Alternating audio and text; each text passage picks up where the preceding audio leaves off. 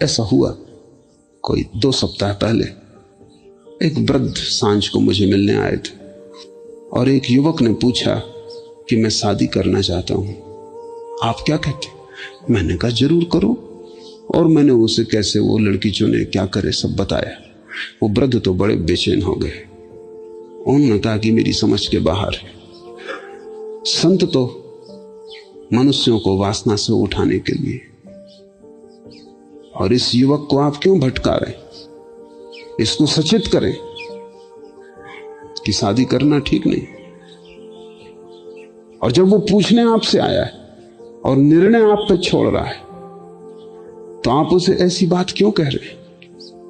कि वो मुझसे पूछने ही इसलिए आया है, क्योंकि अगर वो शादी न करना चाहता तो मुझसे पूछने का कोई सवाल ही ना था।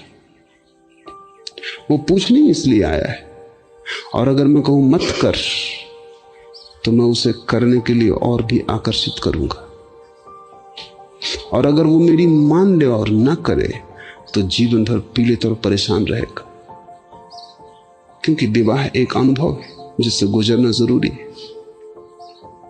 आंख से भरा है, फफोले पड़ते हैं, लेकिन उनके बिना कोई प्रौढ़ता भी नहीं आती।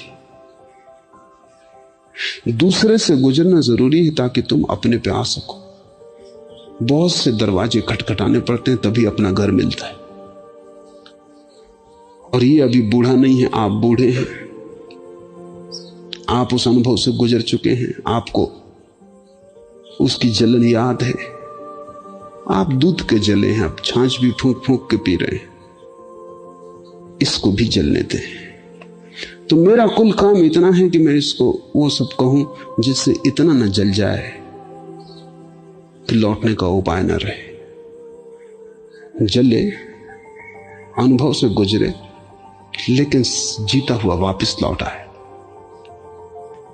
नष्ट ना हो जाए उस अनुभव में। बस इतना ही मेरा काम है। ये जो भी करना चाहता है उसमें मैं इसे सहयोग दूं। अगर चोर भी मुझसे पूछने आए कि मैं कैसे चोरी करूं, तो मैं उसे सम्यक चोरी का रास्ता बताऊंगा। ऐसी चोरी का रास्ता कि वो करे भी और खो भी ना जाए, और एक दिन चोरी कर करके ही अचोर हो जाए, एक दिन चोरी के अनुभव से ही ऊपर उठे। कमल कीचड़ से ऊपर उठता है, अचोरी चोरी से ऊपर उठता है। ब्रह्मचर्य का फूल काम वासना की कीचड़ में ही खिलता है, और जो कीचड़ से ही वंचित हो गया उसमें फिर फूल कभी ना खिल सकेगा। और मैं कौन हूं इसको रोकने वाला? जो जहां जाना चाहता है मैं तो उसे दिया दे दूंगा, बेशर्त कि जहां भी जाए दिए की रोशनी पड़ती रहे। चोरी करने जाए तो दिया दे दूंगा कि चोरी पर रोशनी पड़े, रास्ता अंधेरा ना हो। काम वासना में जाए तो दिया दे दूंगा, रोशनी रहे रास्ते पर। क्योंकि असली सवाल यही है कि तुम जो भी करो अगर होश और रोशनी से करो तो तुम्हें कुछ भी बांध ना सकेगा। एक ना एक दिन रोशनी तुम्हें सब नरकों के बाहर ले आएगी। इसलिए सवाल ये नहीं है कि तुम क्या मत करो, सवाल यह है कि बस होश पूर्वक करो। संत सुधारते नहीं, इसलिए वो बिगाड़ते भी नहीं, और जो सुधारने की कोशिश में लगे हैं वो बिगाड़ने के मूल आधार। और जितना ही तुम्हारे तथाकथित साधु जो संत नहीं है, जो खुद भी किसी दूसरे के द्वारा सुधारे गए, यानी गहरे में बिगाड़े गए,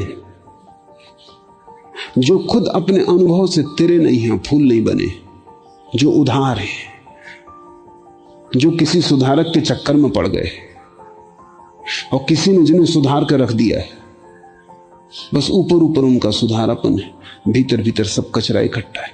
ये लोग दूसरों को सुधारने में लगे। एक बात ध्यान रखना, जिस बीमारी से तुम परेशान होते हो तुम उसे फैलाने में लगते हो, संक्रामक हो जाती। इन्होंने काम वासना को दबा लिया, इन्होंने ब्रह्मचर्य की कसम ले ली, ये पूंछ कटा बैठे, अभी तुम्हारी पूंछ पे इनकी नजर है, और जब तक तुम्हारी ना काट दें तब तक इनको चैन नहीं है। क्योंकि तुम्हारी भी पूंछ कट जाए तो तुम भी इन्हीं के पूंछ कटे समाज के हिस्से हो जाते, फिर तुम भी दूसरों की काटने में लग जाओगे। तुमने उस लोमड़ी की कहानी पढ़ी ना जो पूंछ कटा बैठी थी, किसी गुरु के चक्कर में पड़ गई। गुरु तो सभी जगह है, मनुष्यों में भी हैं, लोमड़ियों में भी हैं।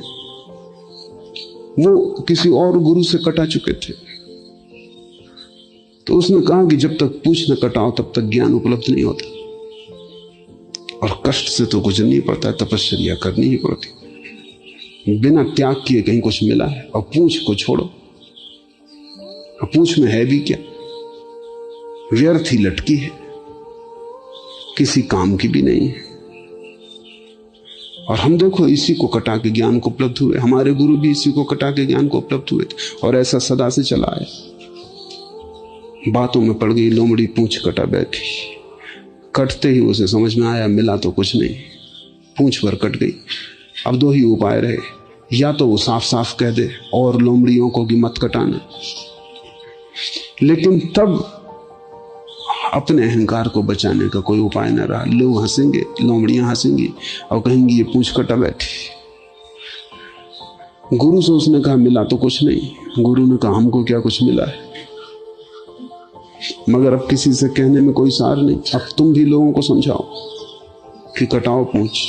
मिला किसको? मिला किसी को भी नहीं। ये सदा से ऐसे ही चला आया। लेकिन जब हम फंस गए तो एक ही रास्ता है अपनी प्रतिष्ठा बचाने का, कि अब तुम इसको छिपा लो, अपने दर्द को भीतर रखो, मुस्कुराओ, लोमड़ियों को समझाओ कि कटाओ पूंछ। जब तक हर लोमड़ी की पूंछ न कट जाए तब तक अपनी कोई सुरक्षा नहीं, प्रतिष्ठा नहीं। हम मारे गए। सब जगह यही चल रहा है। तुम जाते हो एक साधु के पास, उसने संसार छोड़ दिया, वो देख के तुम्हें कहता है छोड़ो संसार, पत्नी, घर, बच्चे, यही तो जंजाल है। बात भी जचती है, क्योंकि तुम भी तो मुसीबत झेल रहे हो, जंजाल तो है। और ये आदमी शांत बैठा है, तुम्हें पता नहीं कि इनकी पूंछ कट गई, और ये आदमी भीतर बड़ा परेशान है। इसके मन में गृहस्थी के ही विचार उठते हैं। ये बार बार स्त्री के संबंध में सोचता है, बार बार अपने को समझाता है कि अब ठीक नहीं, प्रतिष्ठा के विपरीत है, पीछे लौटना। लोग हंसेंगे, जग हंसाई होगी, लोग कहेंगे भ्रष्ट हो गया। तुम मौका भी नहीं देते कि कोई आदमी की पूंछ कट जाए और वो वापस आए तो तुम उसे स्वीकार भी ना करोगे। एक जैन साधु मुझसे पूछने आए थे, तो मैंने उनसे यही कहा कि जो सत्य है उसको छिपाने की कोई जरूरत नहीं। अगर तुम्हें कुछ भी नहीं मिला इस सब उपवास, त्याग, ढोंग, उपद्रव से, छोड़ दो। उन्होंने कहा छोड़ तो दें, लेकिन अभी जो लोग मेरे पैर छूते हैं वही मुझे जूते मारेंगे, वो कहेंगे भ्रष्ट हो गए। बड़ा मजेदार दुनिया है। मैंने इस ईमानदार आदमी को अगर ये कहते कि मुझे कुछ नहीं मिला, तो लोग कहेंगे तुम्हें नहीं मिला क्योंकि तुम पापी हो, तुमने ठीक से प्रयास नहीं किया। कहीं ऐसा हो सकता है कि इतने दिन से और इतने पूंछ कटे लोग और किसी को ना मिला हो? सदा से जो चली आ रही सनातन जो धर्म है, उसमें तुम ही एक ज्ञानी पैदा हुए, तुम्हारे पाप कर्मों का बाधा पड़ रही है, तुम ही गड़बड़ हो, लोग ये कहेंगे। तो मैंने कहा तुम करते क्या हो? मैं भी वही समझा रहा हूं लोगों को जिसमें मुझे कुछ नहीं मिला। रोज दिन भर समझाता हूं, रात भर सिर ठोंकता हूं कि क्या मामला हो गया। और ये भी मैं जानता हूं इनको समझा के मैं ज्यादा से ज्यादा यही करवा सकता हूं जो मैंने किया। भीतर डर भी लगता है कि ये पाप भी है, लेकिन मैं पढ़ा लिखा भी नहीं हूं। अगर मैं छोड़ भी दूं, अभी मैं सब तरह की प्रतिष्ठा का पात्र हूं। अगर मैं छोड़ दूं तो मुझे कोई 50 रुपए की नौकरी यही भक्त नहीं दे सकेंगे जो अभी मेरे पैर छूते हैं और आज लाखों रुपए ला के रखते। फिर भी मैंने कहा कि तुम आदमी ईमानदार अगर हो तो ये कष्ट से भी गुजर जाओ, छोड़ दो, देखें क्या होता है। सच में ही उसने छोड़ दिया और वही हुआ जो उसने कहा था। सारे जैनी उसके पीछे पड़ गए कि वो भ्रष्ट हो गए, पापी है, संसार में वापस लौट आया। एक सभा में हैदराबाद में मैं बोल रहा था, तो वो भ्रष्ट जनियों की नजरों में पूंछ कटा आदमी, वो भी मौजूद था। वो मेरे साथ ही सभा मंडप तक आया और मेरे साथ ही मंच पे जाकर बैठ गया। वो जैनियों का मंदिर था, वहां उपद्रव मच गया। वो मेरे वजह से कुछ कह भी नहीं सके, लेकिन खुसर फुसर शुरू हो गई कि यह आदमी मंच पे नहीं होना चाहिए। आखिर मेरे पास एक चिट्ठी आई कि और सब ठीक है, इस आदमी को यहां से हटाइए, ये आदमी भ्रष्ट। मैंने उनको बहुत समझाया कि आदमी भ्रष्ट नहीं है, बहुत ईमानदार है, और असली त्याग इसने अब किया है कि ये हिम्मत इसने जुटाई। क्योंकि मैं तुम्हारे दूसरे साधुओं को भी जानता हूं, उनसे भी मेरी अंतरंग बातें हुई हैं और उनको भी मैंने इसी हालत में पाया है। लेकिन ये आदमी ईमानदार है। उन्होंने कहा, हम आप भ्रष्टाचार फैलवा रहे हैं, इसको नीचे उतारो। आखिर उन्होंने इतना उपद्रव मचाया कि वो चढ़ बैठे मंच पर, उस आदमी को खींच लिया नीचे, उसकी मारपीट कर दी। और वो आदमी सच में ईमानदार है। जब नहीं मिला कुछ तो वो कह रहा है कि मुझे नहीं मिला, लेकिन ईमानदारी की थोड़ी पूजा है, बेईमान पूजे जाते। ये कटी पूंछ वाली लोमड़ी अगर लोगों से जाके कहेगी कि हम फिजूल कट गए तुम मत कटवाना, तो लोमड़ियों ही इस पे हंसेंगी कि ऐसा कहीं होता है। सनातन से पूंछ कटे हुए लोग ज्ञान को उपलब्ध होते रहे। बड़ा दुष्ट जाल है। तुम भी जानते हो कि तुमने भी बहुत उपाय करके देख लिए, वो व्यर्थ जाते, फिर भी तुम किसी को कहते नहीं कि वो व्यर्थ जाते। तुम भी अपने मन को समझा लेते हो कि चुप ही रहो, क्योंकि लोग यही कहेंगे, उपाय तो गलत हो ही नहीं सकते, तुम ही गलत होगे, अपने को ढांके हुए हो। लाओस से उसी को संत कहता है जो न तो किसी को सुधारने में उत्सुक है और इसलिए किसी को बिगाड़ने का कारण नहीं बनता। संत की तो भावदशा यह है कि जो हो रहा है उसे वो और सुगमता से होने के लिए तुम्हें मार्ग दे और तुम्हें सहयोग दे कि ठीक है, तुम पश्चिम जा रहे हो, जाओ, मेरे आशीर्वाद।